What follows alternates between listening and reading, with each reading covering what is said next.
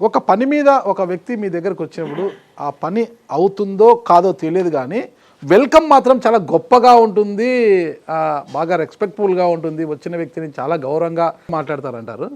నిజంగానది మన బలం, మన తాలూకా ఎసెట్టో లేకపోతే మనకున్న ఇవేంటంటే, ఒకటే ఏదైనా కష్టం వస్తే ఎవరైనా వస్తే స్పందిస్తాం, వాళ్ళతో నిలబడతాం అనేది మాత్రమే మనకున్న పెట్టుబడి. సో ఆ పెట్టుబడి దగ్గర మిస్ అయితే ఇక అంతే సంగతులు. మనం మిగతా వాళ్ళ మాదిరిగా మన దగ్గర ఏమి వందల ఎకరాలు లేవు, కోట్ల రూపాయల ఆస్తులు లేవు, లేకపోతే అదే పనిగా వేరే వ్యాపారాల మీద అది కూడా దృష్టి పెట్టాం. మనం తెల్లారు లేస్తే రోజు రాజకీయంలోనే టైం స్పెండ్ చేస్తాం. లేవు అంటే పూర్తిగా లేవు అని కాదు నేను అనేది, బట్ దాన్ని నమ్ముకుని రాజకీయాలు చేయట్లేదు. అంతకు మించిన ఆస్తి ఒకటి ఇచ్చారు జక్కంపూడి రామ్మోహన్ గారు. ఇక్కడ మనం ఒకటి తీసుకుంటే ఉభయ తెలుగు రాష్ట్రాలు తీసుకుంటే, అనంతపురం జిల్లా తీసుకుంటే మనకు జేసీ బ్రదర్స్ గుర్తుకొస్తారు. అక్కడి నుంచి మళ్ళీ మనం ఇక్కడ నెల్లూరుకి వచ్చాక ఆనం సోదరులు, ఆనం వివేకానంద రెడ్డి గారు, ఆనం రామనారాయణ రెడ్డి గారు. తెలంగాణకి వెళ్తే కోమటిరెడ్డి బ్రదర్స్, ఇక్కడికి వచ్చేళ్ళకి మన జక్కంపూడి సోదరులు, జక్కంపూడి బ్రదర్స్ అన్నట. అంటే ప్రతి ఇద్దరిలో కూడా ఒకరు ప్లస్, ఒకరు ఆవేశపరుడు ఉంటారు, ఒక ఆలోచన పరుడు ఉంటారు, ఒకరు మాసు, ఒకరు క్లాసు.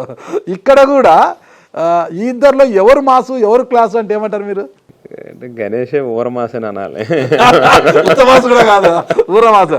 కానీ నాకు తెలిసి గణేష్ చాలా స్మార్ట్గా ఉంటాడు.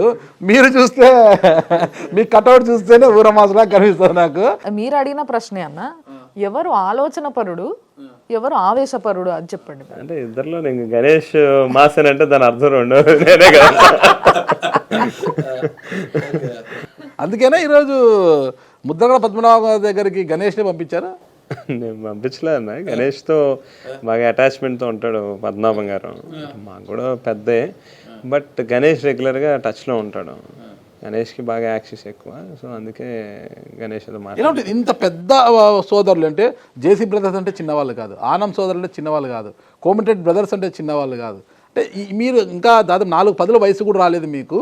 ఈ వయసులో వాళ్ళ సరసన నిలబడుతున్నారు ఈ సోదరులు అన్నప్పుడు ఎలా ఉంటుంది మీకు? ఈ బ్రాండ్ ఇచ్చింది మీ నాన్నగారు కదా, ఎలా ఉంటుంది అసలు మీ ఫీల్ ఎలా ఉంటుంది? సో ఇది ఒక కాంబినేషన్ అన్న. యాక్చువల్గా గణేష్ నేను అంటే మా ఫాదర్ సిక్ అయిన తర్వాత, తను చనిపోయిన తర్వాత మా మదర్ దగ్గర నుంచి యాక్చువల్గా ఒక రకంగా చెప్పాలంటే రాజకీయ పాఠాలు నేర్చుకున్నట్టుగా.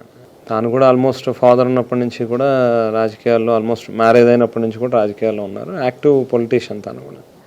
ఎలా అనిపిస్తుంది అంటే మనం ఒకటే ఇందులో కాంబినేషన్ వల్లే ఈవేళ అలా ముందుకెళ్ళగలుగుతాం. అంటే ఒకటి ఏంటంటే సార్, జక్కంపూడి బ్రదర్స్ అంటే ఇద్దరిని కలిపి అందరూ చూడడం ఇష్టపడతారు.